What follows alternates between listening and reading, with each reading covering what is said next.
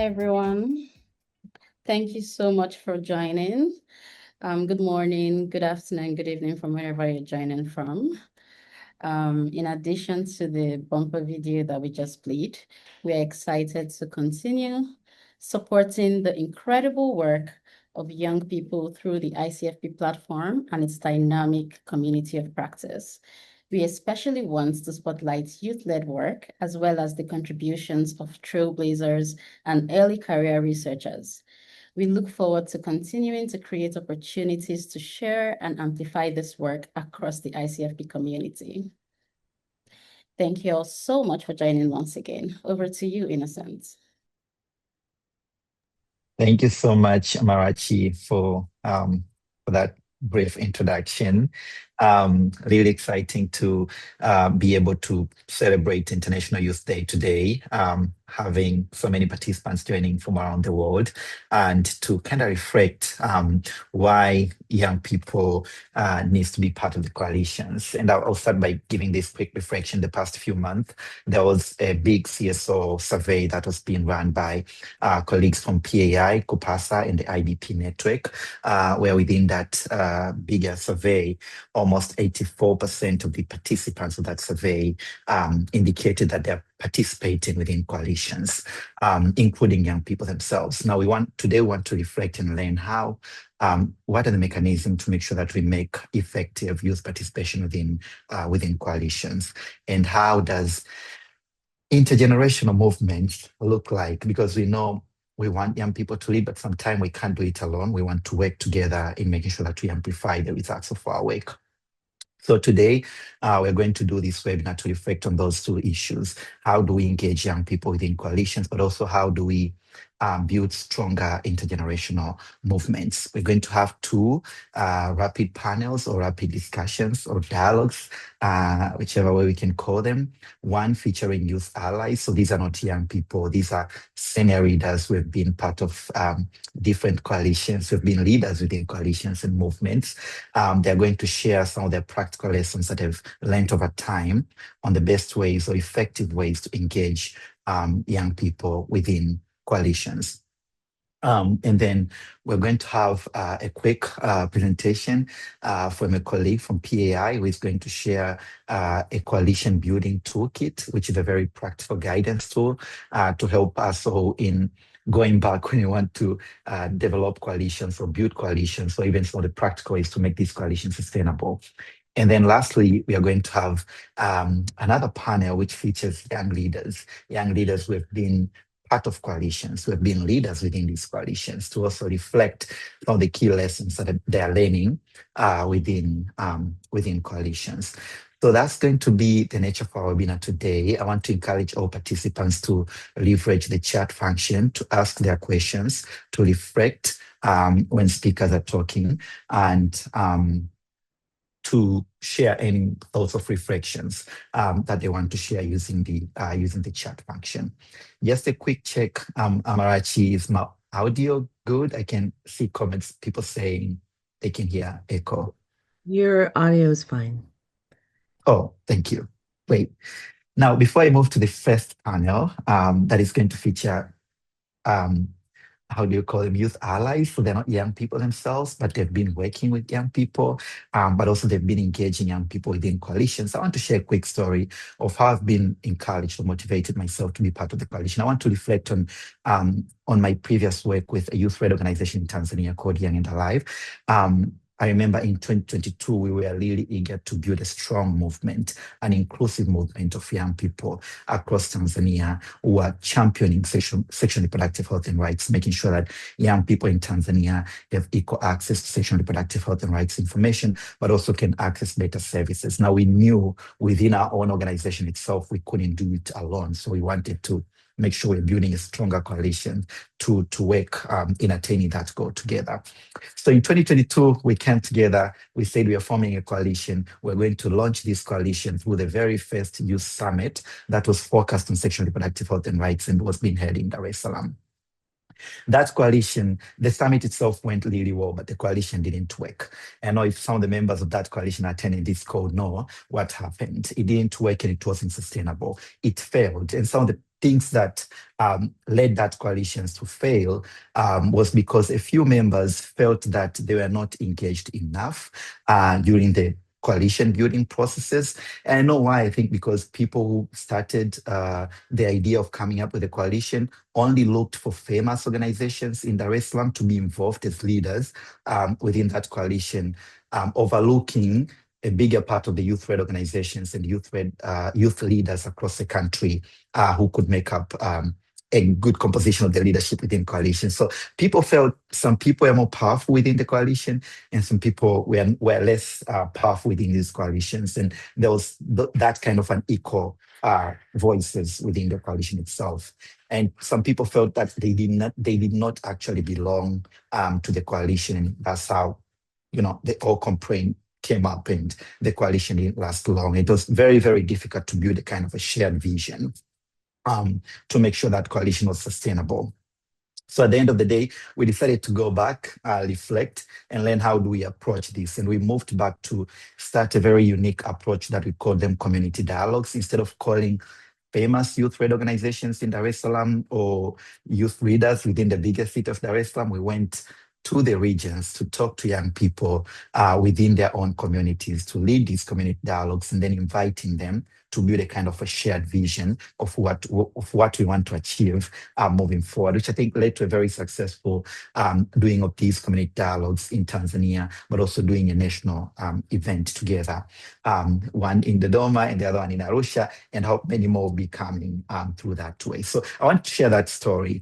And then after that story, now I want to invite the first panelists to also share their stories of what did they learn and what have they been doing to engage young people within coalitions. And I want to invite the first panel will be featuring youth allies. And now I want to start introducing the very first speaker, who is Muthoki Nzioka from Femnet. Muthoki leads the Girls and Young Women Coalition within Femnet, which is the African Women Development and Communication Network. And I want to speak more about you, Muthoki, but maybe you can take over and talk about Femnet, give a little bit of context and, reflect how does Femnet feel about engaging young people overall? What are some of the challenges, lessons, and key issues that you've learned through that journey and that you want to share to the bigger group today? So Muthoki, the mic is yours. Thank you so much, Innocent. And thank you for reminding people that we are no longer young. We are now youth allies, because I have been in the movement for a while, and it's been such an honor to work with young people across the continent. My name is Muthoki Nzioka. I'm in charge of coordinating girls and young women at Femnet. I've been on that role for a while, and it's been an amazing experience. We are a Pan-African organization. Secretariat sits in Nairobi, but we cover membership across Africa, 54 countries, over 800 individual and organizations as members. And we love young people. We are young people, even if our knees betray us sometimes. And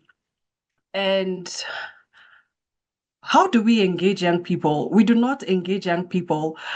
Young people are part of the work that we do. We look at them not as beneficiaries of the work that we do. We look at them as political allies. We look at them as people and a complete movement on its own that has the capability to implement and move things. So we don't look at young people as beneficiaries at all.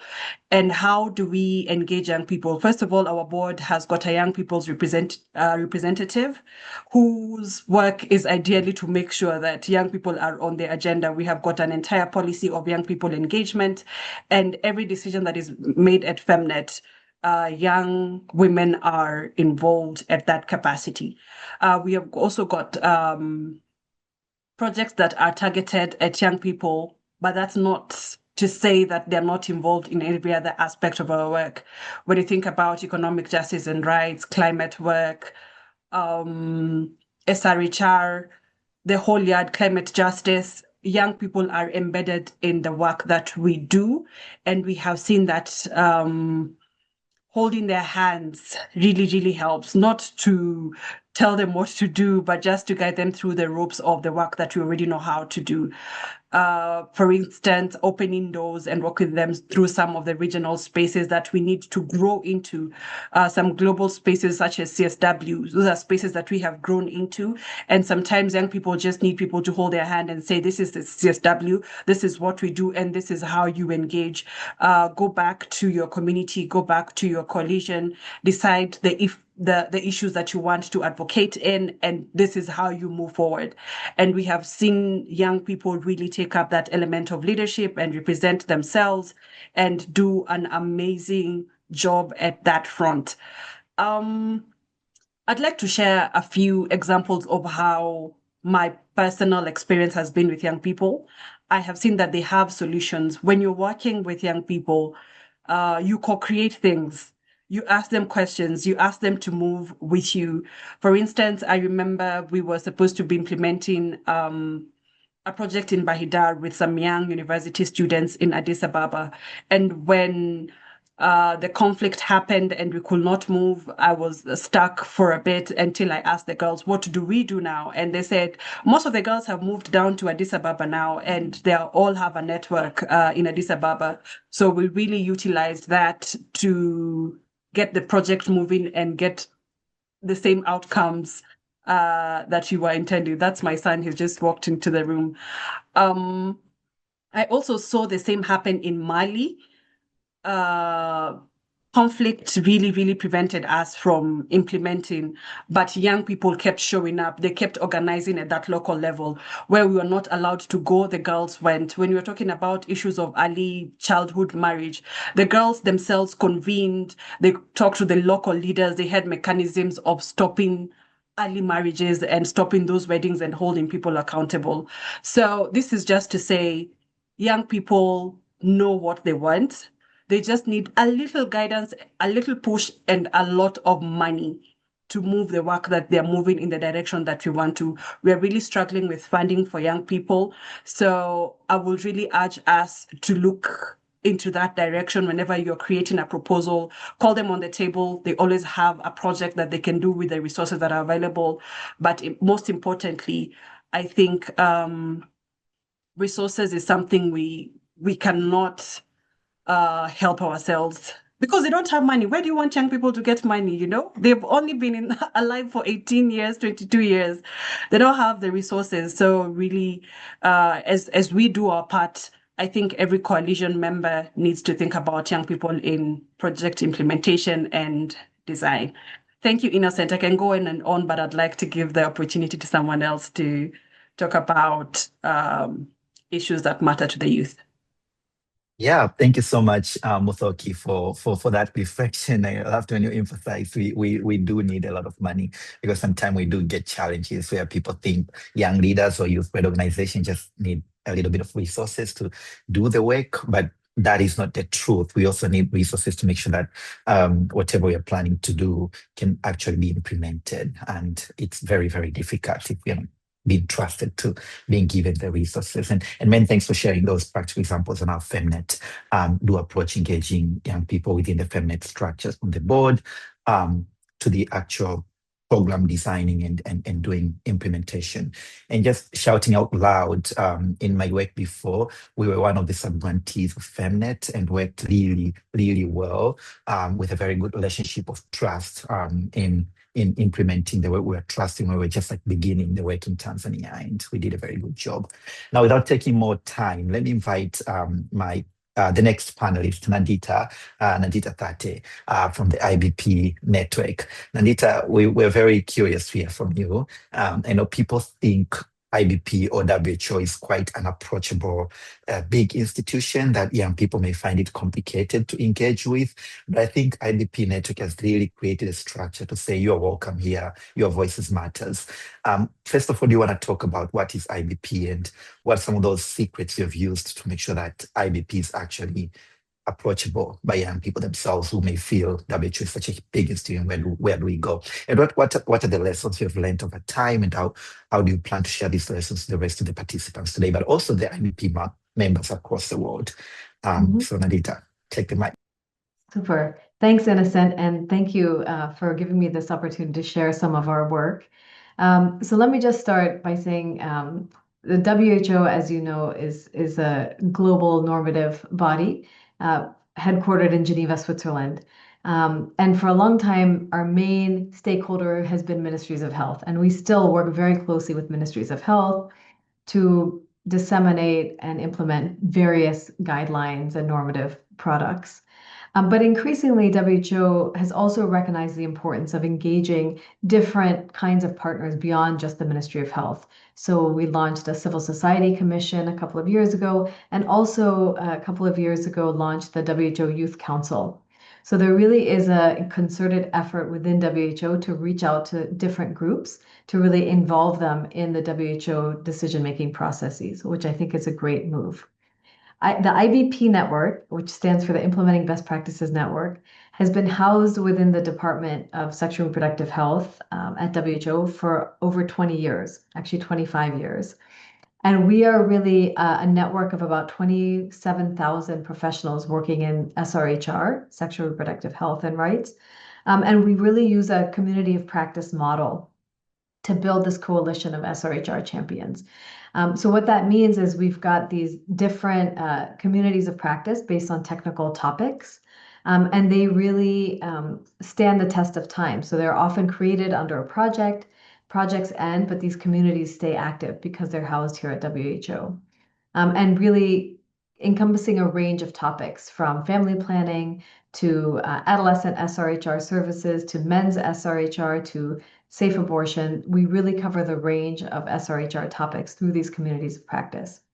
And I think what's worked about IBP is that, one, we're seen as a neutral convener. Being housed here at WHO means that partners participate as part of WHO. They're not participating as an organization or as a donor. We're all here as citizens participating in a WHO network. We're also backed by WHO, which helps lend some credibility to the work that we're doing.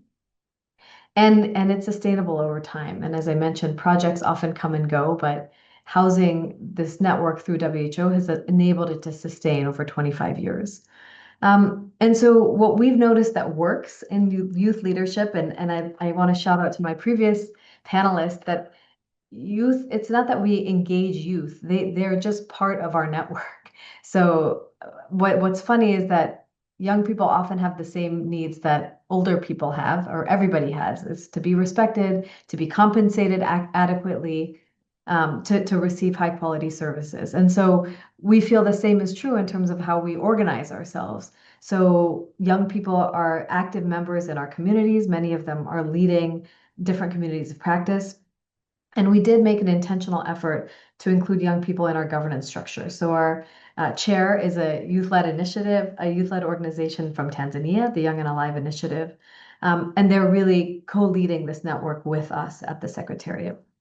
A couple of things that have worked really well quickly. One, really focusing on inclusion across the board. So we're very particular about language inclusion. We really try to host events in French, Spanish, other languages. I know ICFP is very good about that as well. We also try to include non-health sectors in a lot of our work. There's a lot of interest now in linkages between SRHR and economic development or education or climate. So we're really trying to walk the walk in terms of being inclusive. The other thing that has worked really well is really prioritizing lived experience over only credentials. So that's not to say that we don't value credentials, we 100% do, but we know that lived experience really adds a lot of value to this work. And just a quick example, last month we had a session on men's SRHR, and we had a lot of speakers from ministries of health, technical agencies talking about the importance of men's sexual and reproductive health and rights. We pushed to have one of our youth-led organizations speak on the panel, and he gave his personal lived experience trying to go to a clinic, access SRHR services as a young man. And that was so powerful in this WHO seminar. It was almost more powerful than the other presentations because it provided that lived experience directly from somebody. And so I think that's a good example of how we can better elevate youth voices, is really recognizing the importance of lived experience. Still some challenges One, Innocent, you mentioned this, there's still a big power dynamic here. And we see it even among our own partners who say they're supportive. I'll give you an example. We had a panel, this was years ago, and we had one of our participants who happened to be young, an expert, but also happened to be young, introducing some of the panelists. And these were high-level panelists. And I had one of the panelists from a Ministry of Health pull me aside after and say, that was inappropriate to have such a junior person introducing such high-level speakers. Now, mind you, the whole session was on youth SRHR. And so it really took me aback. And I think it's a good example that these power dynamics still exist even in our own spaces. And we really have to push against that. And then the other big challenge I see is that we keep returning to the same faces. So we have some dynamic young people, we meet them, and then someone says, I need a young person to be on a panel at this conference. And so we sort of tap the same young people. So it's almost like the circuit. They're like going the same amazing people, but it's the same people that you see, and it happens in all, regardless if you're young or not, it happens. But I think that's something we can be very intentional about, really reaching out to other young people who don't always have a chance to speak at conferences and panels. I think that would really help enlarge our pool of young champions in the SRHR space. So I'll stop there, but thank you again for the opportunity. We encourage young people, old people, everyone to join the IBP network, be part of this conversation and the discussion, and help this coalition grow. Thanks. Thank you so much, Nandita, for really sharing that reflection and talk of some of the actual issues that are happening. I also got a little bit disturbed when you said, someone said, how would you invite a junior person to invite a senior member to the panel? I think these are stories of every day, and it needs people to keep calling them out. Also, you're emphasizing about funding young people. It's not just about engaging young people within the network. No, they are part of the network. They are running the network itself. So those are quite powerful reflection, Anita. Now, allow me to move to the next speaker, who is Angela Mutunga. Now, Angela leads the Advocacy and Accountability Collaborative, which is really focused on advocacy.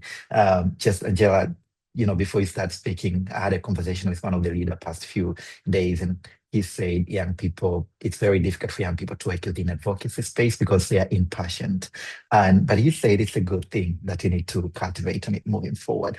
How does TAAC take this? First of all, what is TAAC, and how does TAAC take initiatives or strategies to engage young people meaningful within the TAAC structures? What are the challenges? What are the success stories that you've had within the work that you're doing, and how do you plan to share the key lessons to the bigger group today? So, Mama Angela, have the mic. Thank you, Innocent, and thanks everyone, organizers, for having me. So what is TAAC Global? The TAAC is an acronym.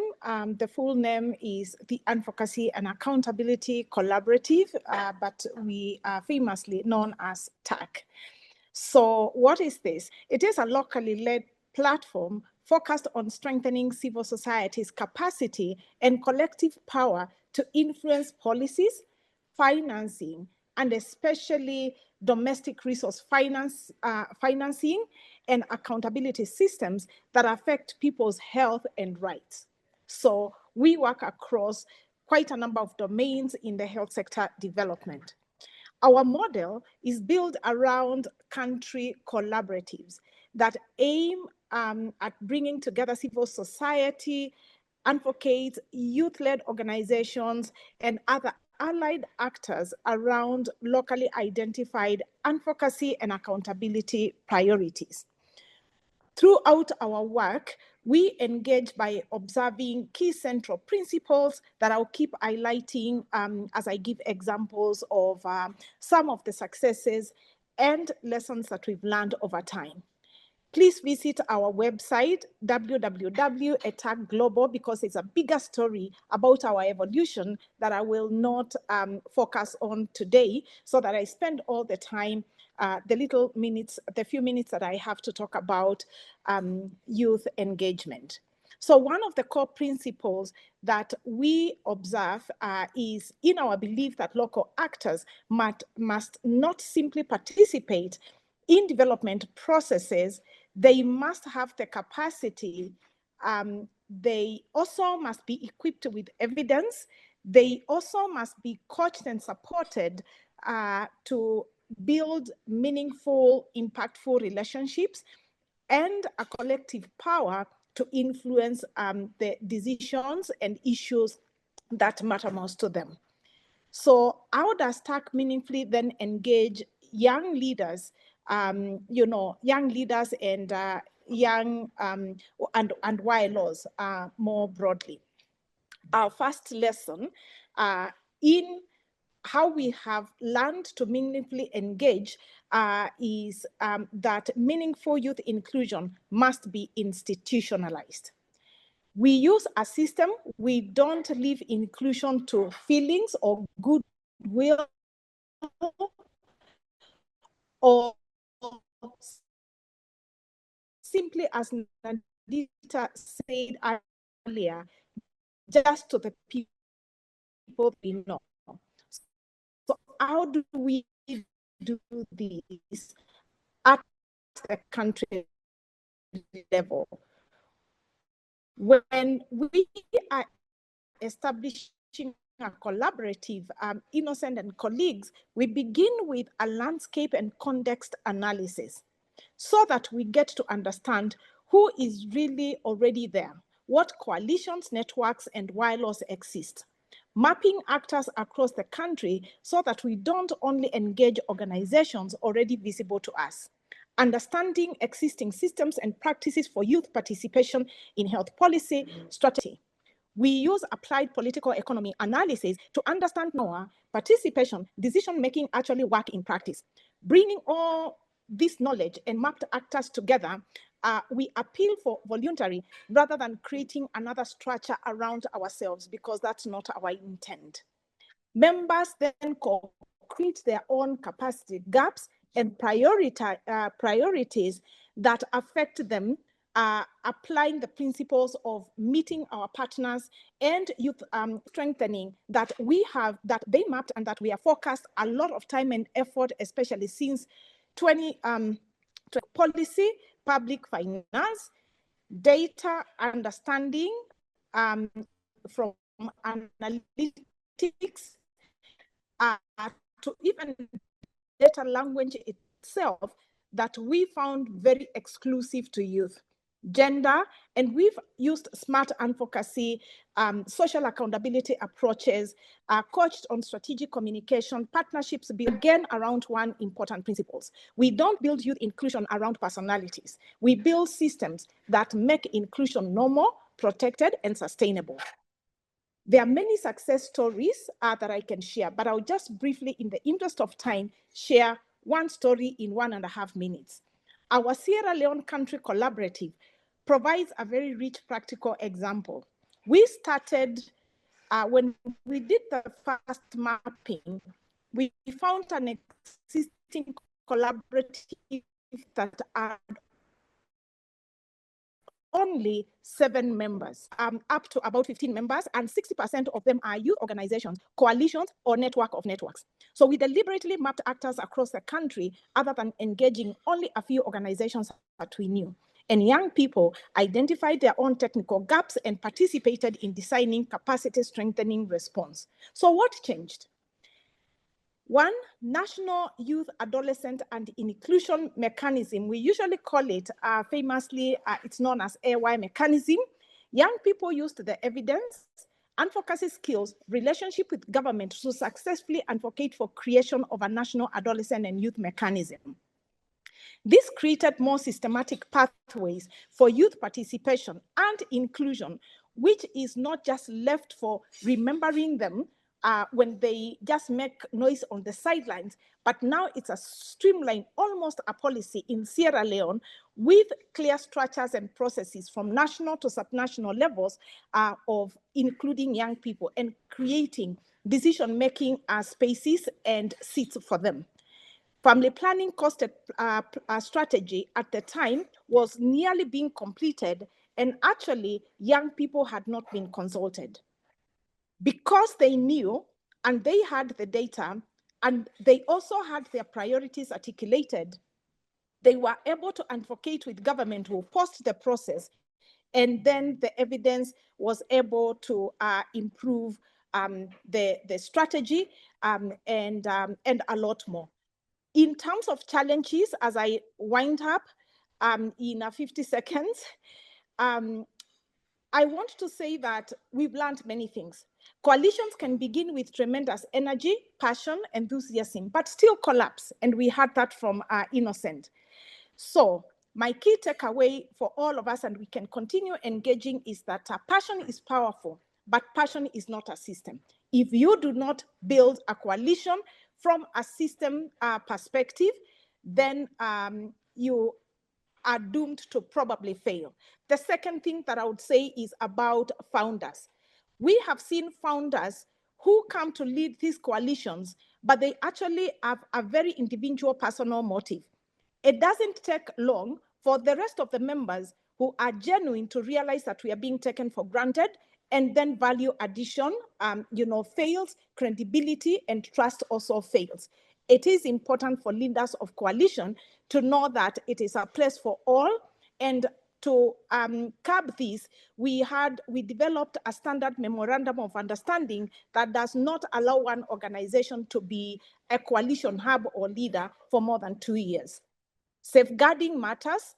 We also, the third thing that I would say is that our relationships, even within young people, sometimes stand on the way for them to continue with a coalition.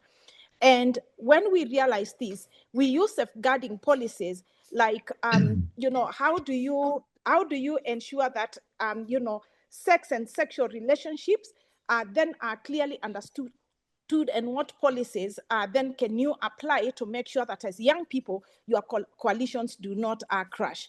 I will stop there and continue to engage, as opportunities exist. Thank you so much. Ooh, thank you so much, Mama Angela, for sharing that. That's why I call you Mama. You call out as it is. I just want to emphasize the points when you say passion is not a system. When you're approaching building a coalition just by putting passion without building the system, then you are destined to fail. So I heard that very, very loud. But also the founders issue, which has been a big issue. I think it's good to. I think it links back to systems about how co-founders also approach in a way that of building something sustainable, even when they're not part of the coalition, leaving other motives behind. Safeguarding relationships also really matters. I can't emphasize this enough. Thank you so much, Mama Angela, for sharing those key lessons. Now, I want us to, before taking time, we heard from the youth allies, who are really our good mentors and friends and people who have been working hard for a long time to engage young leaders in youth organization within coalitions. Now we want to move to the young, before we move to the young leaders themselves, I want to invite my colleague Samantha from PAI, who I had a great opportunity of working with Samantha, which remains my favorite memory in my life, working with Samantha and the PAI team, including Eve from January. One thing that I want to give a quick shout out to Samantha before we take over, it's we've been really, really successful in running the PAI Youth Institute that was really focused on equipping young people with tools and skills to be advocates within their own communities. And that went really successful. That remains one of my unique memory this year. I would always miss that. But anyways, before I keep going on and on and on and on, Samantha, please take the mic to introduce Eve and also read the second part of this webinar. Thank you so much, Innocent. And I agree with everything you just said. That Youth Institute was one of the best experiences of my life, partly because I was working with you. So thank you. And thanks for our first panelists for that great discussion. My name is Samantha Lemieux. I serve as Programs Associate at PAI.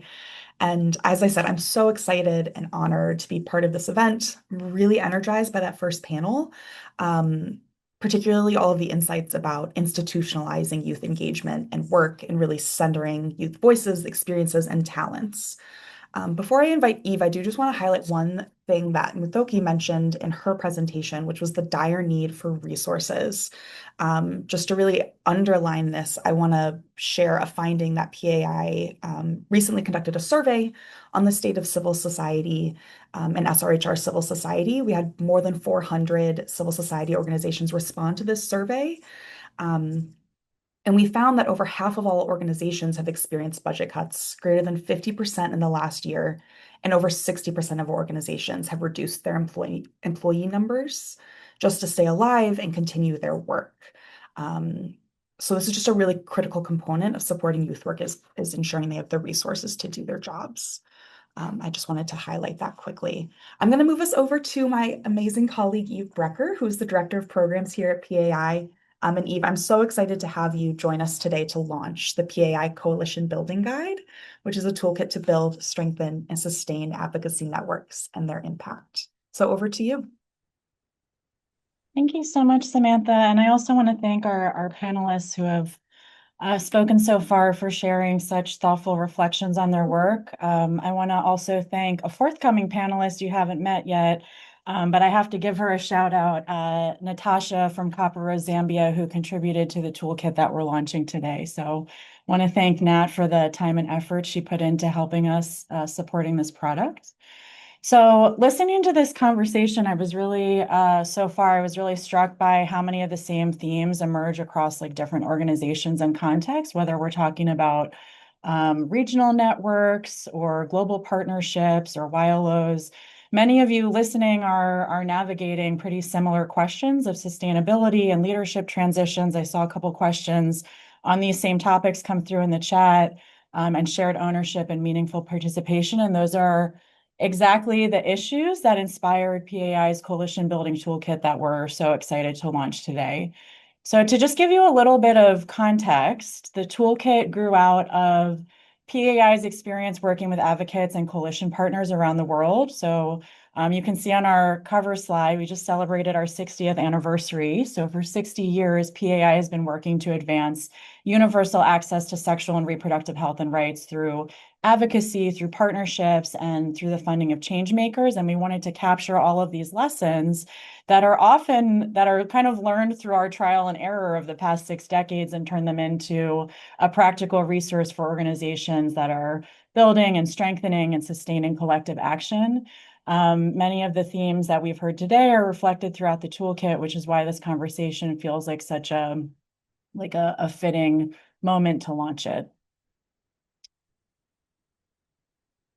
So we have found that coalitions are often judged by their public successes, whether that's influencing policy or advancing advocacy goals or building momentum around an issue. But the health of a coalition is actually usually determined by what happens behind the scenes. And a lot of y'all who are logged in today know that very well, how much blood, sweat, and tears it takes to keep a coalition running, to get it up and going. And strong coalitions like this require trust. They require a clear purpose. They require shared accountability and a willingness to navigate differences constructively. And they also require attention to leaderships and relationships and organizational culture. So many things, right? So our toolkit focuses on all of these aspects that are often overlooked pieces of coalition building, but really deserve time and credit and value and fine-tuning in order to sustain the important work that we do. And the guide is designed as like a practical means for coalitions at very different stages of development, recognizing that the needs of a new coalition are very different from those of a longstanding partnership that is thinking about succession, growth, or adaptation. So we wanted to meet coalitions where they were at all stages of establishment or development. And so this isn't intended to be a resource that organizations can return to throughout their coalition's journey. One of the central ideas in this toolkit is that, as I kind of just alluded to, coalitions are not static, like far from it. They evolve because the environments around them are consistently evolving and very quickly at this moment. So whether that's national or regional priorities are shifting, there's different opportunities emerging, leaders move on and new voices enter the conversation at different times. What matters is not like preserving a coalition exactly as it was originally built, but ensuring that it remains responsive to its core purpose, its core mission. And that message came through clearly in one of the speakers we just heard from, that sustainable coalitions are not necessarily the ones that stay the same the longest. In fact, they're usually not those. They are the ones that continue adapting while remaining grounded in their mission and values. So this toolkit encourages coalitions to build on moments for reflection and reassessment so that change can become a very intentional part of leadership instead of something that only happens when you're like looking back at a crisis or dealing with a crisis. It's important to take those moments of reflection in between when things are calmer. And in that sense, evolution should be viewed as a sign of growth instead of a sign of instability, which it can often be mistaken for. One major theme running through both this toolkit and today's webinar is obviously youth leadership. And the toolkit argues that meaningful youth engagement is about power, it's about influence, and it's about ownership, all three of those together. Many organizations have become more successful at creating opportunities for youth participation, so that's great. But the next challenge ahead of us is ensuring that young people have a genuine role in shaping priorities and influencing decision-making and helping to guide the direction of a coalition. So this means that recognizing that youth-led organizations, that they are strategic partners and not just simply stakeholders that should be consulted. I mean, being a stakeholder is great, but it's frankly not enough. And it also means investing in their leadership and creating structures that allow them to fully contribute. So for this reason, the toolkits treat leadership transition as a strength, because while those often navigate leadership change more frequently than other institutions, since the youth cutoff is anywhere between 30 and 35, it's a much shorter amount of time for leadership to be considered youth. And when this is handled intentionally, those transitions can create opportunities for fresh ideas and development of future leaders. So ultimately, meaningful youth engagement is about sharing ownership of the work and shared responsibility for shaping its future. Underlying this toolkit, I want to talk about a set of principles that guides PAI's approach to coalition building in general. And at the heart of these principles is a belief that durable coalitions are built through collaboration as opposed to simply consultation, as I mentioned on the last slide. And this specifically means co-designing solutions, centering local leadership, embracing accountability, and creating space for intergenerational leadership. So different generations kind of working together to uplift youth leaders. And it means recognizing that expertise exists in many forms, and that the people closest to an issue should have a meaningful role in shaping the response. And it also means that investing in relationships over time. So as I listen to the panelists who just spoke and the ones that we are going to hear from shortly, I expect to hear some of these same principles repeated in these stories: the trust built over time, the intentional mentorship, the sharing decision-making, and commitment to learning across generations, because these principles are really the same for across coalition building. In fact, I would argue that they are foundational to enabling coalitions to thrive. So as we launch today's toolkit, if it hasn't become clear, we see this as a resource for really anyone working to build stronger partnerships and stronger movements at large. So whether you're part of a YLO or an established network or an intergenerational coalition, the toolkit should support reflection and learning and also, of course, action. The thing that I appreciate the most about coalition building is that there's really no single model for success. So what we've put forth in this toolkit should be looked at as kind of a menu of ways that you can work towards strengthening your own work, but every coalition has its own history and relationships. And what matters is really the ability to remain purposeful and adaptable and inclusive over time. So as we move to our next panel, you'll hear some firsthand examples of many ideas that are explored in the toolkit. And I'll just close with an ask as you leave today's webinar after the next panel to please take the next step to download the toolkit, share it with colleagues and partners, consider how some of these lessons might be applied within your own coalitions or networks. I will personally invite you. I would love to hear how you use it. So I've left my contact on the screen. Please let PAI know what has resonated with you, what you're testing in practice, and what lessons you're learning along the way. And I hope you find it a useful tool. So let me turn it back over to Samantha. Thank you so much, Eve. And I know we've put the link in the chat to the Coalition Building Guide as well. Like you said, this is such an exciting new tool. It was really informed by the experiences of so many civil society organizations, including Natasha, who we'll hear from in a little bit. And it also really nicely responds to the survey that I mentioned earlier, which found that 84% of respondents participate in an SRHR-focused coalition, and many also participate in non-health coalitions. So this is really a tool that's going to serve a lot of organizations. So we hope you use it. If you do use it, please contact us. As Eve said, we'd love to hear your experiences. I'm going to turn us now to our next panel, which, as Eve said, is a group of just incredible youth leaders.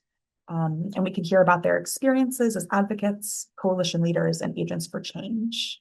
So I'm going to invite our first panelist up, who is Natalia De Leon, who is a communications and youth senior officer at FP 2030, as well as a grant writing and fundraising officer at Yield Hub. Natalia, it's so great to see you. Thanks for joining us today. I'm going to ask you to tell us a bit about FP 2030 and how you've really worked to build an inclusive and strong wave of youth leaders in the LAC region. I also just want to highlight again that in our survey, 85% of respondents identified youth engagement as a core activity for their organizations. So I'd love to hear how the FP 2030 Youth Wave has translated that commitment to genuine local youth leadership, a lesson that's also central to the Coalition Building Guide we've heard. So it's all connected. So Natalia, over to you. Thank you so much, Samantha, and thank you everyone for this amazing space so far. To start off, I want to contextualize a bit with what FP 2030 is.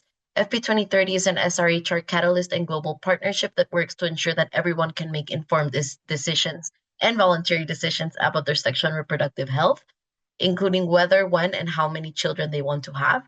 We bring together government, civil society, young people, donors, technical and developmental partners, all in order to create a healthy partnership that can make meaningful impact in the family planning sector. For me, what is particularly relevant and aligned with the PAI Coalition Building Toolkit is that FP 2030 itself is fundamentally about partnership and collective action. And the toolkit indicates that durable systemic change comes from partnerships that are grounded in equity, shared purpose, and local leadership, which is at the core of FP 2030's work. That is very much how I understand FP 2030. We're trying not to solve these issues through one institution, but we're trying to bring together different actors with a shared vision. Secondly, I want to emphasize my work with youth, which centers in the Latin America and the Caribbean region through the FP 2030 Youth Wave, or Hola Joven. The FP 2030 Youth Wave is a youth-led movement that we founded with FP 2030 last year, where we wanted to move beyond traditional models of youth participation. So not just inviting people to meetings, not just having a young person in a tokenistic manner speak at a panel, not just consulting young people after decisions have already been made, but rather we wanted to build a community of young leaders who could connect, learn, advocate, and lead together, rooted in decolonial principles, flexible and unbureaucratic processes, and a strong commitment to localized, context-driven, and territorial leadership, which I think is key to what activism looks like in Latin America and the Caribbean. So what we were able to do was grow our youth network to about 416 people from 18 countries around Latin America and the Caribbean. And it's very interesting because our youth network is very much hybrid, as we have active advocacy participation models that are in person. However, we're mostly online through virtual digital sessions that connect these 400 youth leaders. Another big thing we have emphasized is the creation of communications campaigns. So through our communication campaigns, we have reached more than 120,000 young people every single month. And the Youth Wave creates this communication campaign. So we have co-created 121 communication campaigns, making sure that the narratives, messaging, and priorities come from youth to youth. We have also delivered 22 capacity building and knowledge strengthening sessions in 2025, creating spaces for young people to learn and exchange experiences. What is key about these 22 capacity building and knowledge sessions is that they're facilitated by youth for youth. And when members join the FP 2030 Youth Wave, they fill out a questionnaire where we get a scope of what the interests are. So we've talked about mental health and activism, for example. We've talked about HIV and the way we see the integration in family planning and SRHR. We've talked about pleasure in sexual and reproductive health and other non-traditional topics. Specifically, when we talk about Latin America and the Caribbean, we talk a lot about indigenous and Afro-descendant communities in the region, which also centers a lot on our dialogues. So additionally, as Innocent mentioned at the beginning, we have also been able to train 35 youth delegates who were able to participate at the International Conference on Family Planning. And for me, this is a very direct connection with the PAI's toolkit principle of complement, co-design, and co-create, because the toolkit says that coalitions should have shared decision-making processes and collaborative goal setting, and that's exactly what we do at FP 2030 Youth Wave. We don't ask what can FP 2030 do for young people, we say what can we build together with young people.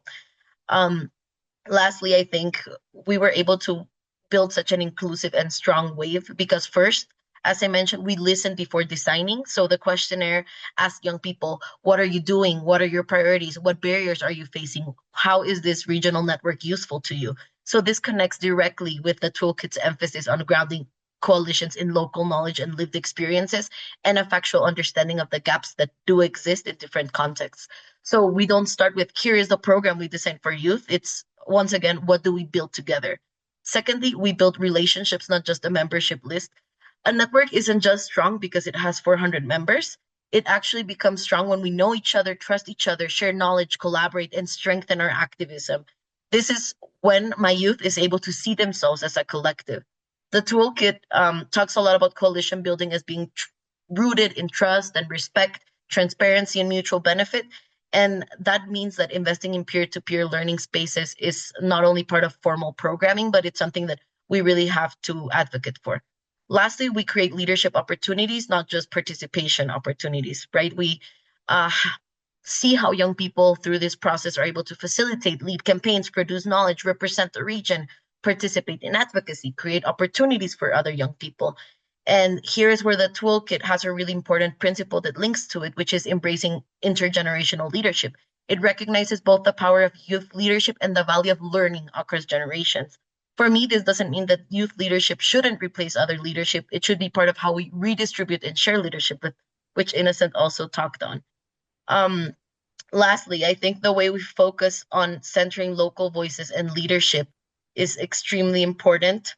I think the strongest connection between the Youth Wave and the toolkit is that one of the toolkit's core principles is to center local leadership while connecting broader perspectives. And for us, that is not just a principle on paper, it's how we built the Youth Wave.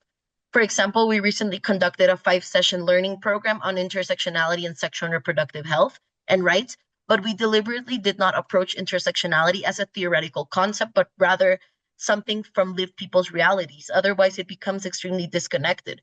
We started from territory and lived experience. We looked at indigenous communities, Afro-descendant communities, LGBTQ safe spaces, gender and masculinities, and the different realities that young people experience across the region. One participant captured this beautifully. I'm quoting, "I seek out these spaces because I want to keep learning, strengthen my capacity, and have a greater impact in my community. It is powerful to reflect on who we are, where we come from, and what connects us to our communities, and to recognize that our local action and territorial knowledge have value. These spaces help us turn that knowledge into collective power and create something better for our communities." And that for me is exactly what the toolkit means when it says that broader perspectives should inform, not override, local priorities. We did not assume that there was a single youth agenda for Latin America and the Caribbean. Latin America and the Caribbean is a beautiful region. If no one's visited, come visit. It's a plethora of diversity. A young advocate from Guatemala will not have the same reality as a young person in Colombia, Brazil, or even in the Caribbean. And those differences are not a problem to be solved. They are knowledge and expertise that should shape our regional work. So we see Talia, that. I hate to cut you off, but I'm going to ask you to wrap up in just a second so we can get to our other panelists as well. Oh, okay. I'm so sorry, Samantha. No, you're fine. No worries. So I think the closing reflection that I have from this is that what the toolkit provides that is particularly powerful is that it gives us the framework to build regional solidarity, which without losing the richness, autonomy, and the leadership of local communities, which is what matters. And at FP 2030, we're committed to making the youth wave and youth have these type of safe spaces where they are actively building these environments. Thank you. Thank you so much, Natalia. Sorry to cut you off. I feel like we could probably fill a 3-day-long webinar with just your experiences. It's incredible. And you gave me the perfect transition to our next panelist, who is Natasha Kaoma from Copper Rose Zambia. She is the CEO. Natalia, you spoke a lot about intergenerational leadership at the end of your presentation. Natasha, I know you because you are a longtime PAI partner, but I'm hoping you can share a little bit about what Copper Rose Zambia does, how you engage young people, and then I'm also going to ask you to speak on that intergenerational leadership piece. As Eve mentioned, you contributed a lot to this coalition building toolkit because of your experience in partnership building. So what have you learned in building effective relationships across generations and across sectors? And just a reminder, we have about 5 minutes for your presentation. Thanks. Awesome. Thank you so much, Samantha. Can you hear me and can you see my screen? Yes, and yes. Lovely. Thank you. And lovely to see you all. I'm so excited to be on this webinar today. And thank you so much to PAI. They've been a long-standing partner of CRZ. Some of you might not know about Copper Rose, and I'll just share a little bit about us. We are a youth-focused organization that exists to build a conducive environment for young people to thrive. And for us at CRZ, we exist to break the cycle of poverty and poor health by building the mental resilience, physical well-being, and economic skills of young people. For us, our vision is a Zambia where young people are healthy enough to learn, skilled enough to earn, and confident enough to lead. And what makes CRZ unique is that we work in health and economic opportunity. And most of our work has really been strong in the reproductive health space. And we've just recently incorporated mental health, and we do health system strengthening. Overall, we've reached more than 1 million people in Zambia and Southern Africa. And I must say that CRZ was started by young people for young people. And Faith and I started the organization when we were just in uni. I was around 21, and it's been more than 11 years since we started.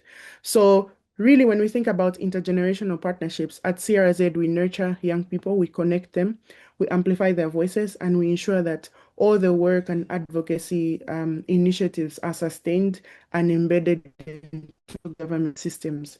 And we do this through our digital ecosystem, our community safe spaces, and our specialized care at the Copper Rose Hub in Zambia. So we engage young people at every level. Coming from a largely youth organization itself, we don't think of young people as beneficiaries. We see them as co-designers because young people shape our programs and solutions. Young people are peer leaders. We engage them and we ensure that they support their peers through the digital platforms and community safe spaces.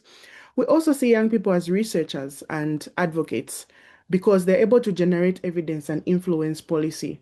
Through the many years of our work, we've seen young people influencing decisions, increasing budget allocations, and even bringing change directly to their communities through, for example, our smart advocacy training and many things we've been able to do.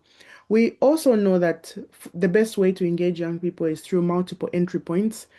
Depending on the stage at which a young person is, they can stand on a global stage and speak for themselves, but they could also stand in a smaller group, in a smaller fellowship, and are able to deliver services. One thing also that I must say is that young people are not one homogeneous group. Most people think of young people as this group of people aged between 10 and 24.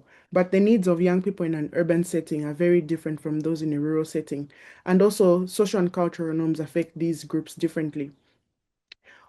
When it comes to intergenerational partnerships, we believe that youth leadership and intergenerational partnerships strengthen each other because young people bring perspectives, lived experiences, they have the understanding of their peers, and they understand technology a lot better.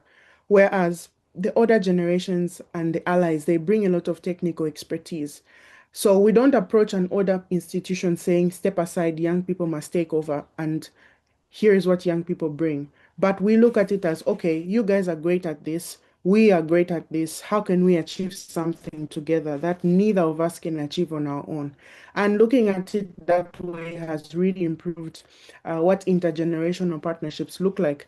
As an organization, for example, we've been able to engage a lot of government institutions, and some of our models, like youth care, are embedded into some of the government health systems. But we've only been able to achieve that by acknowledging their expertise. So for many youth organizations, we found that bringing value and not just requesting for involvement is very, very useful. Building relationships before we need them, because sometimes we only want to call someone when there's a proposal or when there's an opportunity. But how about trying to also deliver a service or provide assistance, technical assistance, when they haven't asked for it? So what we found is also that a lot of youth organizations are seen as people that don't stand on their word. And so we believe that delivering consistently and having the best quality of work, evidence, results, and just staying consistent is very useful. A lot of older generations get worried that youth organizations come and go, and we don't know if you'll be here next year, things like that. But being consistent and building relationships outside the institution is very helpful. And when it comes to coalition, one of the things that a lot of youth organizations forget about is the documentation. So if you have a partnership, is it documented? Is it clear whose role, who does what and who does the other? Because the goal is that not only one organization should achieve that thing, it should be something that is mutually beneficial in order for the partnership to be strengthened. And just to summarize, I'll share 3 lessons for youth organizations and youth groups.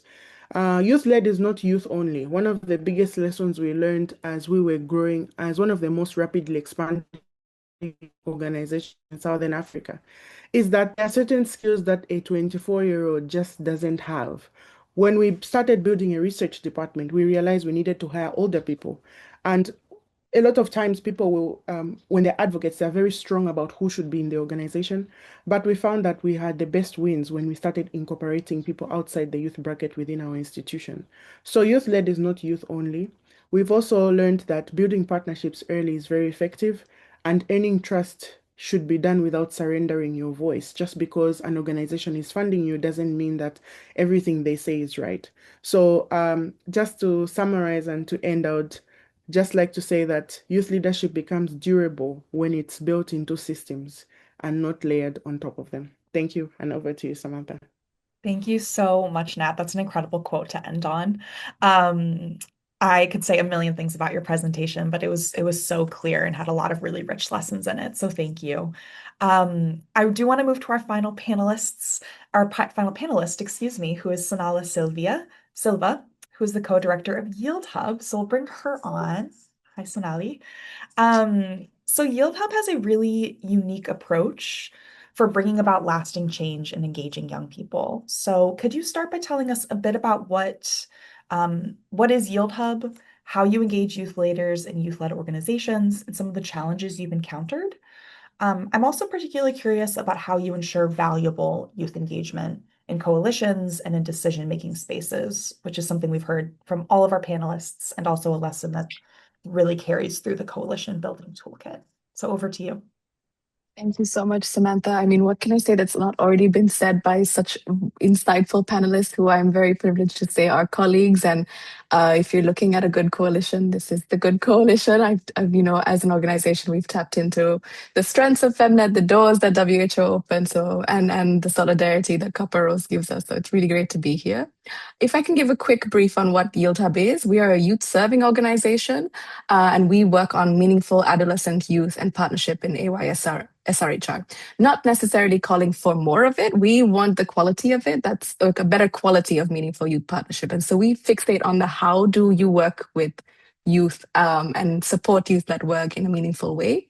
Our main vehicle for doing this is the collective action learning cycles. And I think we've heard over and over how a participatory method and a systems approach to problem solving is essential. And we facilitate that. And that's our main program of work.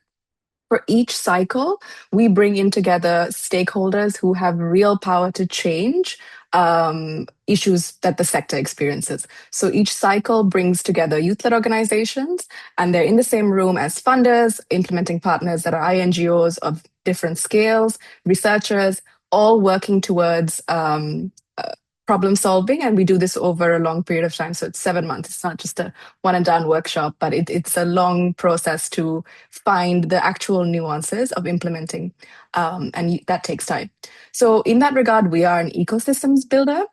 And we don't like to separate the conversations with each stakeholder. We don't like to have a separate conversation with youth and a separate one with institutions. We think the value add of our platform is bringing them together. How that is sort of incentivizes others to join is that it is a completely trust-based space. It is completely confidential, but the learnings from these findings are not exclusive. We share them as recommendations for the sector. So I co-lead the hub with Richard, my wonderful co-director, and we are a small team, but powerful, of 8 people with an advisory board and the youth reference group. We're now in our 14th cycle, and we've supported over 200 youth-led organizations and been in operation for about 5 years. So happy and proud to share that in the space. One of the questions that came up was on systematic change or systemic change, and how do we do that? I think I touched a little bit on that, on the importance of trust in that. And it's also, we do a lot of work on changing the perception of youth work, especially by institutions and funders. It's not a nice to have youth work as a part of SRHR. It is essential to the quality of SRHR implementation. And that means really going behind biases, processes, any kinds of procedural red tape. And that is really uncomfortable work. So what we've done is to ensure that you are safe to share what you need to share and what we need to problem solve. And our cycle members, they publicly commit to applying and sharing what they change inside the institutions, because it's, again, meant to be for the sector. And that accountability piece is really important for us. So for us to be sort of a friendly space and not an auditing space, we try to call people in and not out. We make sure that, privacy, safeguarding, and all of these things are done with very feminist and solidarity values, as opposed to you've done something wrong and so now we're going to call you out. I don't think anyone in this space is doing anything perfectly. It's all a learning journey for many of us, including Yield Hub. And you can actually trace back, like cycle after cycle, and I'll bring one to example, is the sustainable financing piece. So in our initial cycle, we looked at barriers, which I see in the chat, like many of you experienced to this day. It hasn't changed. So we have a repeating cycle on sustainable financing, but we try to push the conversation more to get to, well, what else needs to shift? Is it internal capacity for funders? Is it the governance structure? And then so we go into targeted areas a little bit deeper on thematic topics like sustainable financing. And so we have an active one right now on reducing donor dependency and scaling up and down depending on, funding changes, which I think many youth organizations would benefit from. As I said, this kind of power shifting work is really uncomfortable, and we exist constantly, daily in that discomfort. So it's a lot about having the right skill set to negotiate and to make sure that value propositions are done in a meaningful way that doesn't trigger a defensive response. So I'm really excited to see that in the toolkit on value proposition and how as a coalition your voice together sounds more impactful than any individual and isolated ask. And we often see the barriers that members, especially youth-led organizations within our network, experience are structural problems. It's not a problem of youth-led organizations don't have the capacity to do, or they need to be taught to do better. These are actually, for example, like tokenistic practices, strict eligibility criteria. These are all structural things that they cannot problem solve on their own. And so we try to make sure that then the solution for it comes also as a sector-wide approach. That's pretty much what we do. We also are very intentional about who we partner with. If you come on board to one of our cycles or partner with us, it is not going to be an easy journey, but it's going to be a meaningful one. And we really value that commitment that partners give us. I think there was one question here on sort of transitions, and I saw that in the chat as well on the perception of, well, it is quite a lot of turnover in the youth space, and I intentionally done so. Like there is a need for that, a reason for that, and I think for us at Yield Hub, we do a lot of norms and standard setting on how to be supporting youth that work in the ecosystem. So for us as well, we switched very recently into a co-directorship model. Why? Because of burnout, because it seems to be always a fire, and there are individuals who are better at certain things than others. And for us, the co-directorship model really helps us play into each other's strengths as leaders. But it's starting to be something that a lot of feminist organizations are looking at and moving towards. The approach that we take to this is to have very clear succession planning. Both Richard and I are very much aware that we are here for a good time, not a long time, but we want to make sure, Natasha touched on this as well, we want to make sure that the next generation inherits a healthy organization. You have a healthy enabling environment to go further than we have. And I think that's the sort of duty of care and obligation we owe to emerging young leaders. And we have a cycle on this. I love that I can plug these in, because these are genuinely things that we need to think about as a sector. So while we have our co-directors, we also think about, well, how do we do transition planning and succession planning and leaving behind something better when the climate is constantly unstable?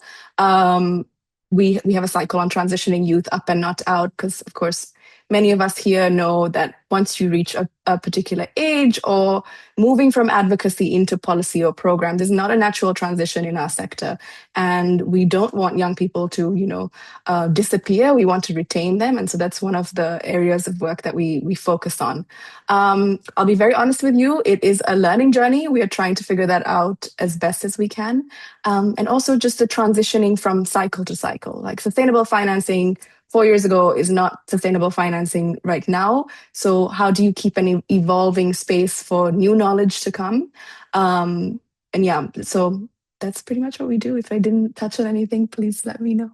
No, you did. You actually touched on, I think, a couple of questions that were in the chat as well from earlier on. So thank you so much. And thank you also to Nat, Natalia, and all of our panelists for your insights, for your leadership as youth.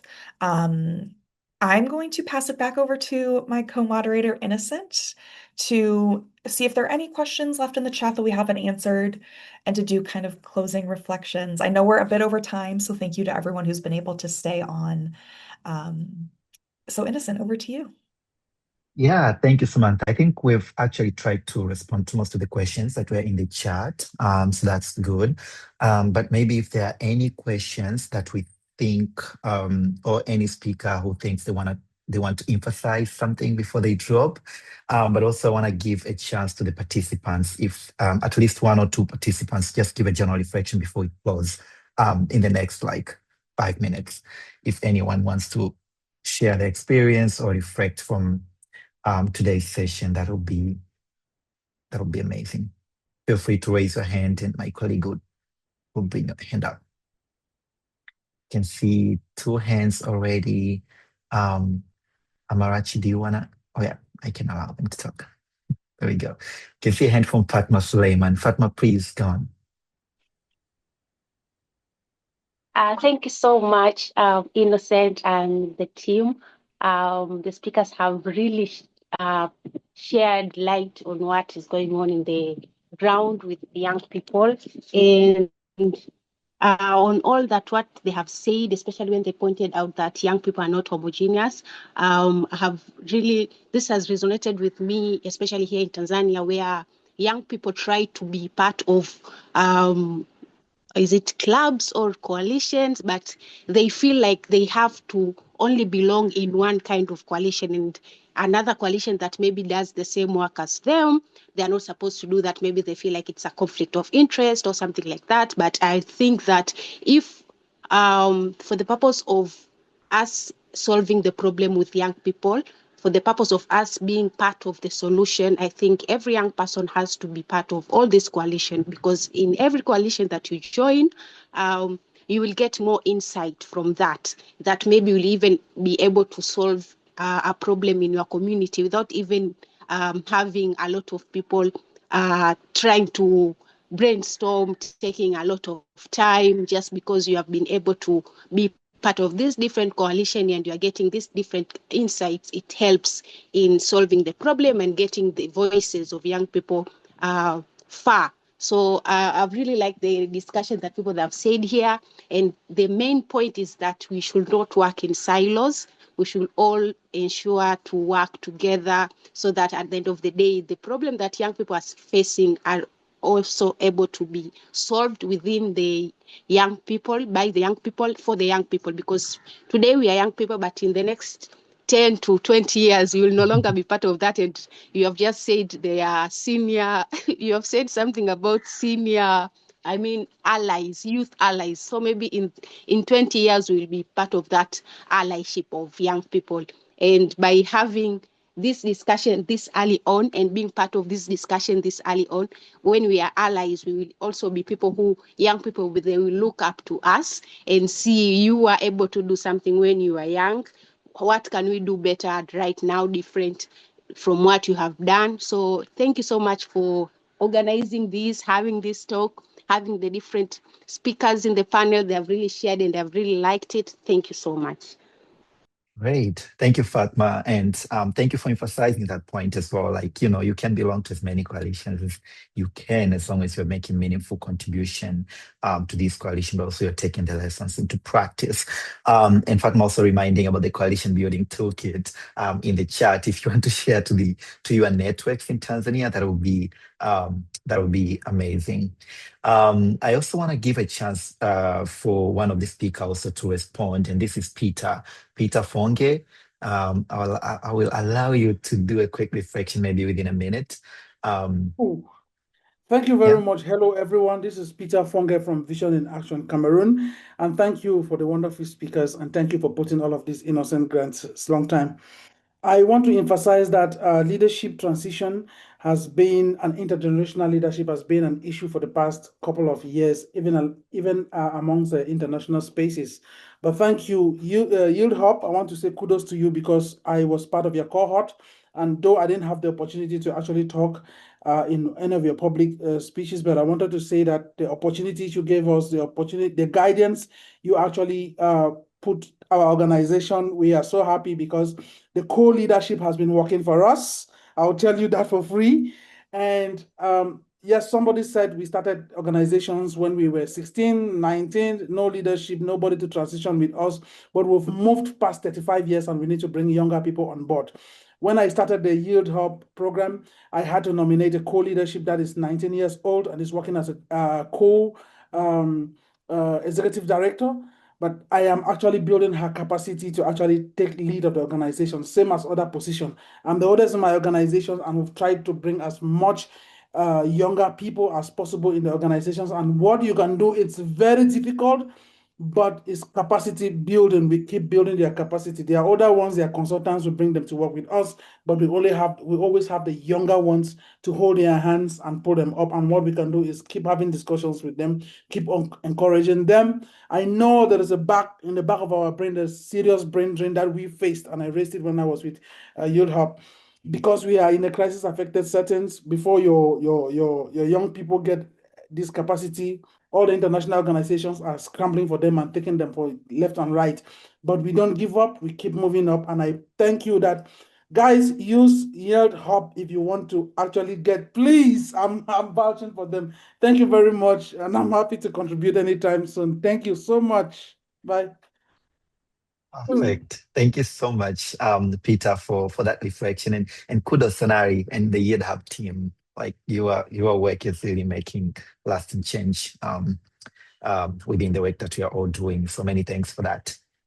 Innocent, I can't see. Yep, there is Amarachi. someone, yeah, in the Q&A session, there is someone that wants to talk. Tigist Shifera. He can't raise his hand up, but I will let him, I'll give him permission to Oh, speak now. yep, go on. Thank you, Amarachi. Sure. Tigist, you have permission to speak now. Please unmute your mic.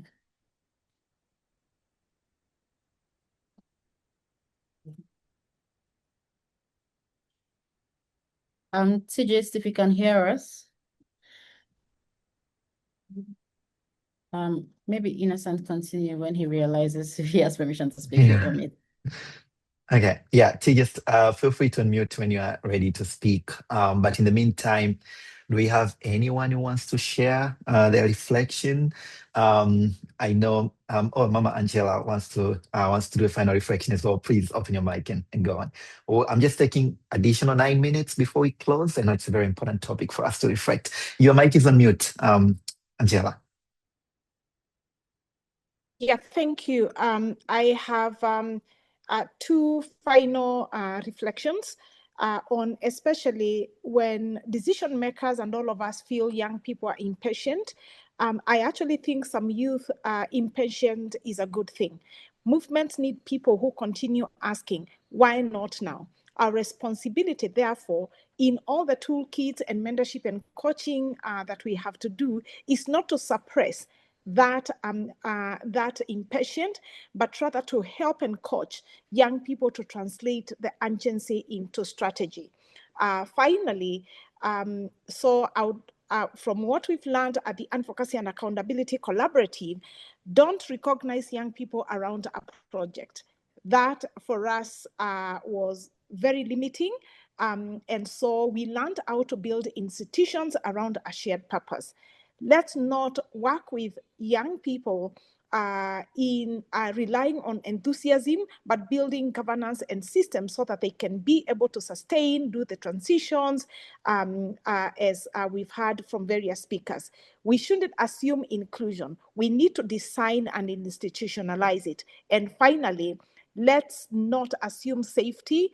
Let's help young people to build policies around safety and to ensure that they understand and protect it.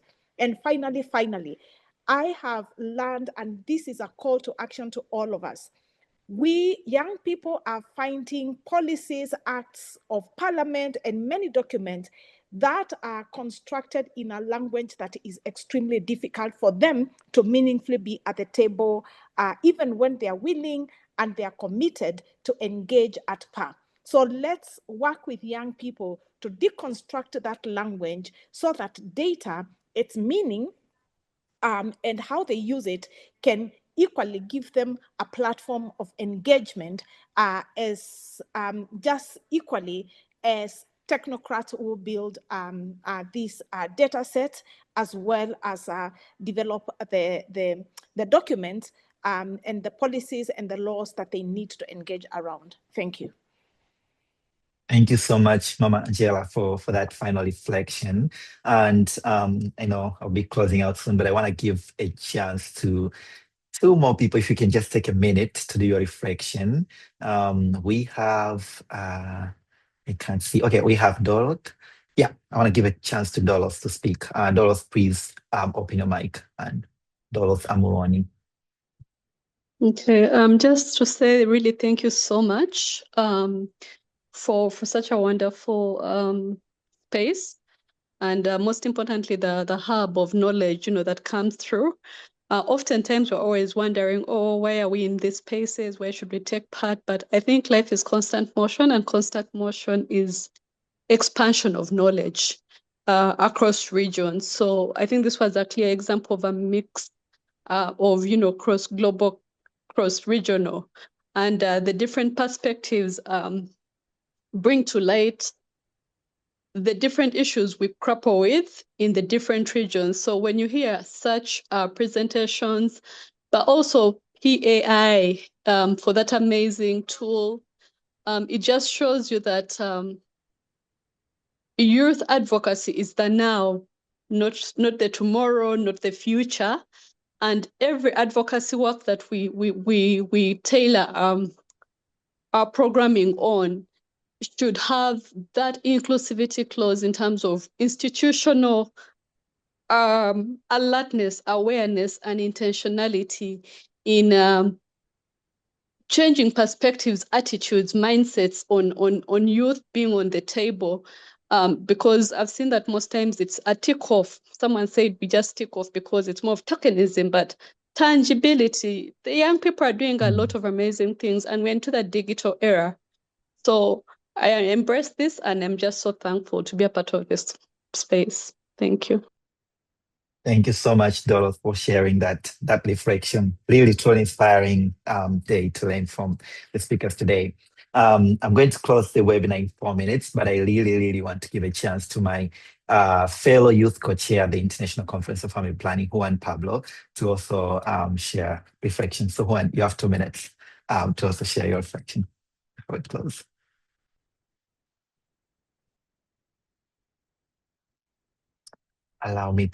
Let me give you a chance to speak.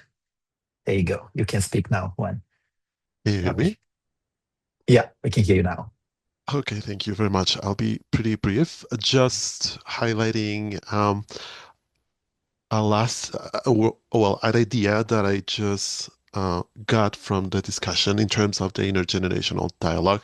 I was thinking the importance of, as you mentioned, and all the speakers mentioned, of having a framework or a system or kind of embedding in the structure of the organization or whatever you're creating, the youth involvement, not only participation, but not only voice, but also the power and influence. So I'm just thinking about this framework for social dialogue. I heard of it on labor rights, and that takes me also to another idea of having a comprehensive approach towards youth. I know our main focus is SRHR, but what it means to be a young person, not only from the SRHR perspective, but also in terms of how we saw in one of the initiatives during the panel, for example, poverty. How do we deal with poverty and youth, and how does that connect with SRHR? So I think those are like the two main ideas that I was thinking about: the importance of having a comprehensive approach for engaging with youth and having a framework for doing those intergenerational dialogues, because we know it's important, but how do we do it, and what are the gaps and the challenges to doing so properly? So yes, I think those were my main two ideas. Thank you very much. Thank you so much, Juan, for that reflection. I think, Juan, you just reflected from what we've been talking about from the previous youth pre-conference of the International Conference of Family Planning, when we were saying, we need to develop like a kind of framework to guide these intergenerational partnerships moving forward. So, it's still part of this conversation. It's never ending. And I'm excited for what will be coming next. But I know we're at time at the moment. I want to take this opportunity to give a big shout out to all the speakers for really reflecting and sharing those key lessons, and being vulnerable to talk about the stories of challenges, but also lessons from what they've been learning in engaging coalitions. But also many thanks to all the participants who have been participating, who have been part of this webinar today, listening, sharing the lessons, also asking questions, and engaging. We are excited for the next steps. I don't want to promise anything, but this is just part of this conversation that will be of what will be coming next from these conversations. So really looking forward to the next steps and working with you all and seeing how we integrate these lessons from today's webinar moving forward. Otherwise, allow me to pass the mic to Amarachi or Kelly in closing out the webinar. Saying thank you. Thanks, Innocent. And There you go. Thank you, everyone, for joining. Thank you to all the panelists, the interpreters, and of course, ICFP, WAGI. So I'll be putting the outro video now, but thank you all so much for joining. Thank you, Amarachi.